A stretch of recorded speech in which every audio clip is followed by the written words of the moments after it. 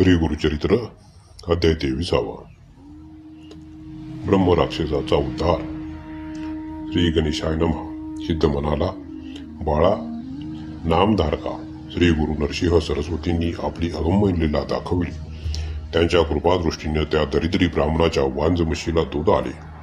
दुसऱ्या दिवशी कोणी ग्रामस्थ त्यांच्या घरी आले व माती वाहून नेण्यासाठी म्हैस मागू लागली.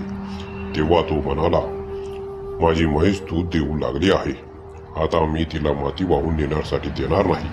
मग त्याने त्याच्या समक्षच 2 भांडी भरून दूध काढले. ते पाहून लोकांना नवल वाटले. कालपर्यंत माती वाहणारी वांज म्हैस आज अचानक दुभती कशी झाली, असे म्हणून ते गावात परतले. हे वृत्त हा म्हणता सर्वश्रुत झाले. ही वार्ता ग्रामाधिपती राजाला कळताच तो चौकशीसाठी त्या ब्राह्मणाच्या घरी गेला. ब्राह्मणाने राजाला सर्व हकीकत सांगितले. ती ऐकून राजालाही श्रीगुरूंच्या भेटीची उत्कंठा वाढू लागली. तो आपल्या परिवारासह संगमावर गेला. तेथील अरण्यात एकांतात राहणाऱ्या श्रीगुरूंचे दर्शन घेतले.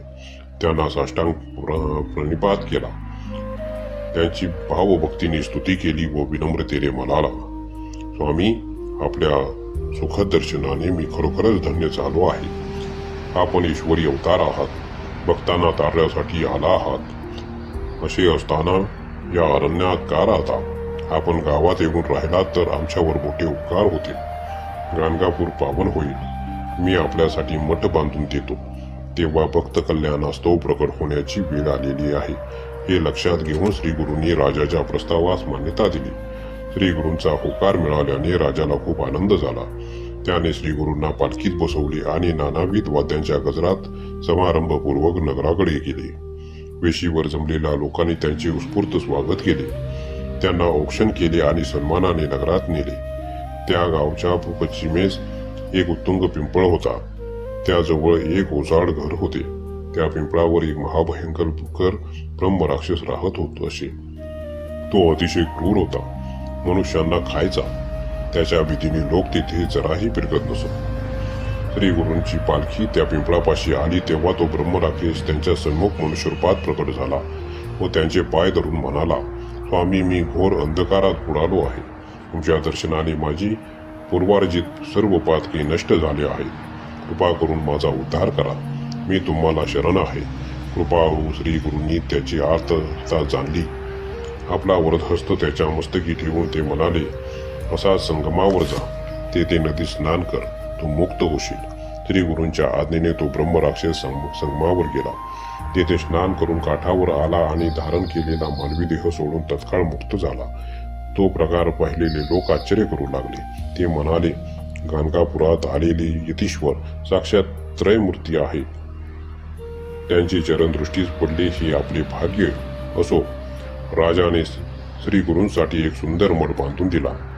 तो त्यांची नित्य भक्तिभावाने पूजा करीत असे.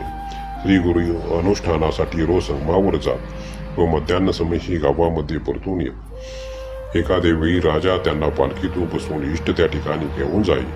त्यावेळी राजाचा दळभारही बरोबर असे. श्रीगुरूंना या ऐश्वर्याची व लवाजमाची काय आवश्यकता होती, पण राजा अत्यंत भावनिक असल्यामुळे भक्तांधीन श्रीगुरू त्याला समाधान वाटण्यासाठी त्याच्या इच्छेला मान देत असत. हळूहळू त्यांची सर्वदूर ख्याती झाली. त्यावेळी कुमशी गावात त्रिविक्रम भारती नावाचा एक तपस्वी ब्राह्मण राहत होता. त्याला तिन्ही वेदांचे ज्ञान होते. तो नरसिंहांची नित्य व मानसपूजा करीत असे.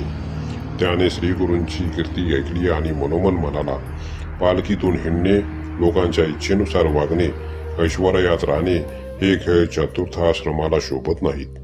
हा यती नक्कीच दांभिक असला पाहिजे. तो त्याची निंदा करू लागला. श्रीगुरू अंतर्ज्ञानी होते. त्यांनी ही गोष्ट तत्काळ जाणली आणि त्याला भेटण्याचे ठरवले. नामधारका, त्यानंतर काय नवल घडले हे वर्तमान सांगतो, ऐक.